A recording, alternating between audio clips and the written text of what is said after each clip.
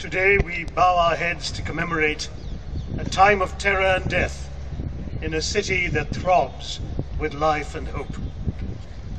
We are in the right place. There is a savage irony to the fact that the horror in Mumbai began with terrorists docking near the gateway of India. This magnificent arch behind me, built in 1911 to welcome the British King, has ever since stood as a symbol of the openness of this city. Crowds flock around it, made up of foreign tourists and local yokels. Touts hawk their wares, boats bob in the water, offering cruises out to the open sea. The teeming throngs around it daily reflect India's diversity, with Parsi gentlemen out for their evening constitutionals, Muslim women in burqas taking the sea air, Goan Catholic waiters enjoying a break from their duties at the stately Taj Hotel, Hindus from every corner of the country chatting in a multitude of tongues. 4 years ago tomorrow, ringed by police barricades, the gateway of India, the gateway not just of India, but to India and to India's soul, was barred, mute testimony to that criminal assault on this country's pluralist democracy. The terrorists who right here heave their bags laden with weapons up the steps of the wharf to begin their assault on the Taj, like their cohorts at a dozen other locations around the city, knew exactly what they were doing.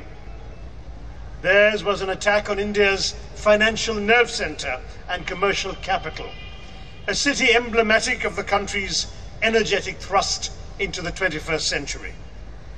They struck at symbols of the prosperity that was making the Indian model so attractive to the globalizing world. Luxury hotels, a Swiss cafe, an apartment house favored by foreigners. The terrorists also sought to polarize Indian society by claiming to be acting to redress the grievances, real and imagined, of Mumbai's and India's Muslims. And by singling out Britons, Americans and Israelis for special attention, they demonstrated that their brand of Islamist fanaticism is anchored less in the absolutism of pure faith than in the geopolitics of hatred. The terrorists hit multiple targets in Mumbai, both literally and figuratively. They caused death and destruction to Indians with near impunity, searing India's psyche, showing up the limitations of our security apparatus, and humiliating the authorities. They dented the worldwide image of India as an emerging economic giant, a success story of the era of globalization, and an increasing magnet for investors and tourists. But the tragedy also gave birth to great heroism. I pay tribute to the policemen and security forces who fought back, in many cases at the cost of their lives.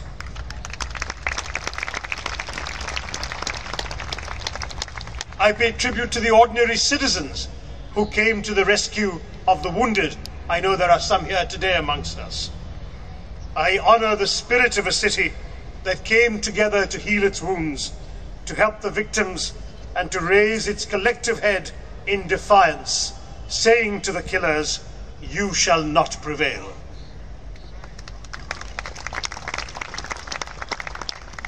Tomorrow, as happened 4 years ago, the platitudes will flow like blood. Terrorism is unacceptable, the terrorists are cowards, the world stands united in unreserved condemnation of this atrocity, and so on. Commentators in America trip over themselves to pronounce this night and day of carnage India's 9/11. But India has endured many attempted 9/11s, notably a ferocious assault on our national parliament in December 2001 that nearly led to all-out war. The year of 26/11 alone, 2008, was one in which terrorist bombs had already taken lives in Jaipur, in Ahmedabad, in Delhi, and in an eerie dress rehearsal for the effectiveness of synchronicity in several different places on one searing day in the state of Assam. Mumbai combined all the four elements of its precursors. By attacking it, the terrorists tried to hit India's economy, its tourism, and its internationalism, and they took advantage of this gateway of the city's openness to the world. That was what they tried to do. They failed. The Islamist extremism, nurtured by a succession of military rulers of Pakistan, has now come to haunt its well-intentioned civilian government. The bombing of Islamabad's Marriott Hotel and various military sites have proved that Frankenstein's monster is now well and truly out of that government's control. The militancy once sponsored by its military now threatens to abort Pakistan's sputtering democracy and has sought to engulf India in its flames. There has never been a stronger case for firm and united action by the governments of both India and Pakistan to cauterize this cancer in their midst. Today we live in hope that the latest peace initiative between India and Pakistan will take wings and end the narrative of death and despair that has bedeviled our relationship.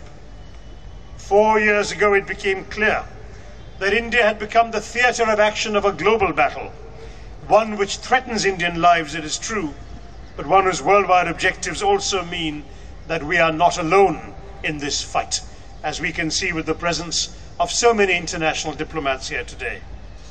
Indeed, Pakistan should be on the same side as us in what for them is an existential struggle. That is also part of the solidarity we are all expressing today. Mumbai and India have recovered from the physical assault against us. Ours is a land of great resilience that has learned over arduous millennia to cope with tragedy. Bombs and bullets alone cannot destroy India, because Indians will pick their way through the rubble and carry on as they have done throughout history.